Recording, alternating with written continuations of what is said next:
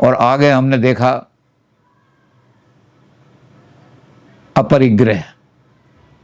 अपरिग्रह में जितनी आपकी आवश्यकता है उस आवश्यकता के हिसाब से ही आप चीज़ें रखो। ये जो आवश्यकता से अधिक चीज़ जो है ये मोह में भी आ जाती है। जितना हमें आवश्यक है उतनी ही ममता अपने चीज़ पर, अपने बच्चों पर रखनी चाहिए कि इस बच्चे से इतना मेरा ममत्व है, इस बच्चे से मेरा, इस पत्नी से मेरा इतनी ममता है। अगर हमने ज़्यादा ममता रख ली तो इसका मतलब है जितनी आवश्यकता थी उससे ज़्यादा हमने प्रदर्श करने की कोशिश की उसको। और जब इस तरह से, तो उन्होंने कहा कि सारा ममत्व, चाहे वो संसार की वस्तुओं से हो, चाहे किसी इंसान से हो, चाहे भौतिक वस्तुओं से हो, चाहे भौतिक साधनों से हो, कोई जब ममत्व हो जाता है, इसको जैसे मैंने कहा कि इसको इसी बात को जो जैनी ने कही थी, इसको वेदांतियों ने दूसरे तरीके से कह दिया। वेदांतियों ने कहा कि जब तक अभाव रहता है, यानी हमारे मन में, हमारे घर में सोफ़ा तो नहीं है लेकिन हमारे मन में ये अभाव है, कह रहे मेरे घर में भी सोफ़ा होता तो बड़ा अच्छा था, मेरे घर में भी सोफ़ा होता तो अच्छा था, मेरे घर में भी फ्रिज होता तो अच्छा था। तो ये अभाव खटकता रहता है, ये दुख का कारण है। और दुख का कारण भी है ये, पतन का भी कारण है। ये आत्मा को पतन करा देता है दुख, क्योंकि हमारे मन में रच रहती है कहीं से बेईमानी करूं, कहीं से चोरी करूं, कहीं से ऐसा धन कमाऊं कि मेरे घर में भी, तो उससे तरह तरह की चीज़ें मन में पैदा हो जाती हैं। तो जब अभाव होता है तो चाहे हम अभाव में चल रहे हैं, जीवन व्यतीत कर रहे हैं, लेकिन उस अभाव में भी क्या होता है कि हमारे मन में भावना आती है कि मेरे पास ये चीज़ होती। तो ये ममत्व जो है, चाहे वो व्यक्तियों में ममता हो और चाहे वस्तुओं में ममता हो, ये हमें अपरिग्रह की तरफ, हमें परिग्रह की तरफ ले जाती हैं। अपने पास लूँ ये मेरे पास आ जाए, तो इसको हमने त्याग करना है बिल्कुल। किसी चीज़ से हमारे मन में ये हो कि, तो इन्होंने बहुत सारे साधुओं के लिए तो कठोर नियम बना दिए कि उतना कपड़ा जितना सर्दी और गर्मी से बचाने के लिए आवश्यक है वही कपड़ा अपने पास रखो, उससे ज़्यादा नहीं।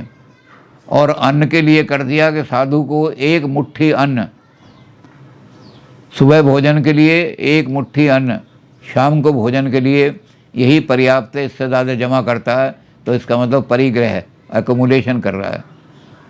गांधी जी ने इसमें और चीज़ जोड़ दी कि जो आदमी एक्युमुलेट करते हैं, गांधी जी ने भी, और कार्ल मार्क्स जो वहाँ बैठा है जर्मनी में, उसने भी कहा कि ये जो कैपिटलिस्ट हैं ये अपनी आवश्यकता से ज़्यादा चीज़ें इकट्ठी करते हैं, ये समाज के चोर हैं, इनको वही दंड मिलना चाहिए जो चोर को दंड मिलता है।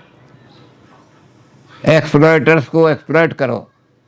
ये तो जब इच्छा हो जाती है आदमी की परिग्रह की, तो उसके अंदर और धना है, और धना है, और ये प्यास कभी बुझती नहीं। दुष्पूरम केन पूर्यते। जब आप अग्नि को बुझाना चाहते हो तो जल से बुझेगी अग्नि, लेकिन आप अगर घी डाल रहे हो उस पर और तेल डाल रहे हो तो अग्नि तो और भड़केगी। तो ये जो वस्तुओं को लेने की कामना है, ममत्व है वस्तुओं के प्रति, इसको तो अगर आप किसी तरह से करोगे कि ये ले लूँ, मुझे सोफ़ा चाहिए था, सोफ़ा आ गया, तो मैं संतुष्ट नहीं हूँगा। फिर मैं कहूँगा कि अच्छा वो बढ़िया सोफ़ा जो है वो मैंने फलां आदमी के घर देखा था, मैं गवर्नर हाउस में गया था तो वो बहुत बढ़िया वो देखा, तो उसने कहा मेरे घर वाला सोफ़ा तो 6,000 का है।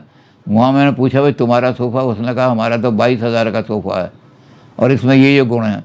तो मुझ में एक मन में आएगा कि सोफ़ा तो मैंने एक ले लिया, लेकिन ये किसी तरह से 22,000 वाला सोफ़ा, बढ़िया वाला सोफ़ा लूँ। तो एक बार जब ये परिग्रह की इच्छा हो जाती है, एक्युमुलेशन की इच्छा आ जाती है, तो फिर ये दुष्पूरम केन पूर्यते, इसको कोई पूरा नहीं कर सकता। इसके बारे में सिकंदर का भी एक उदाहरण आता है कि एक फ़कीर आया सिकंदर के पास, उसने कहा कि सिकंदर मुझे 1 दिरहम, 1 रुपया दे दे रोटी खाने के लिए।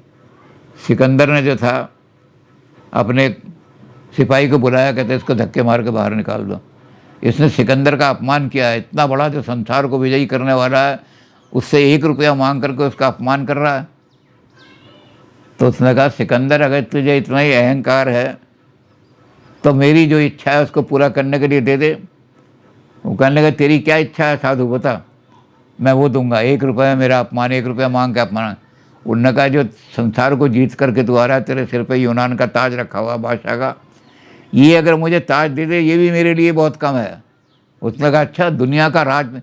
उसने कहा हाँ, अभी मैं जा कर के किसी वेश्या के घर जाऊंगा और वो ताज दे करके वेश्या का संभोग करूंगा, फिर मैं भिकमंगा हो जाऊंगा, फिर क्या देगा मुझे तू जब तूने ताज दे दिया। तो जब ये परिग्रह की इच्छा आ जाती है तो इसको कोई पूरा नहीं कर सकता। सारा ताज भी दे दिया सिकंदर ने, तभी कहता है अभी मैं जा कर के एक वेश्या के घर दे दूंगा। जुए में हार जाऊंगा उस ताज को, तो फिर दोबारा क्या देगा तू मुझे? तो मेरी इच्छा को अगर मेरी इच्छा के हिसाब से देगा तब नहीं दे सकता तू, तो तू अपने हिसाब से जो तेरी जितनी हैसियत है दे दे।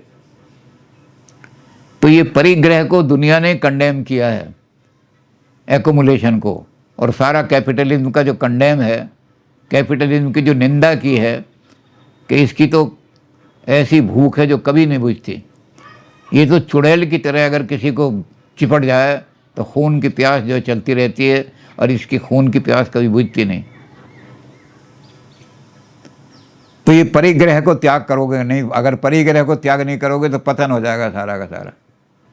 तो पथ क्या है, उसको कहा अपरिग्रह। जितनी आवश्यकता है मिनिमम उतना अपने पास रखो, बाकी समाज को दे दो। नहीं तो मार्क्स भी ये कहेगा, प्रोधा भी ये कहेगा कि ये थीफ हैं, यही शब्द प्रयोग किया है। गांधी जी ने भी यही शब्द प्रयोग किया है, ये समाज के चोर हैं। जैसा कि हम पहले कह रहे थे कि गांधी जी ने कहा एक आदमी घर जाकर कि तेरे पास इतने जूते रखे हुए हैं तो तू देख समाज में ज़रूर कोई आदमी नंगे घूम रहे होंगे जिनके पैरों में कांटे चुभ रहे होंगे। तूने समाज से चोरी करके ये अपने पास रख ली।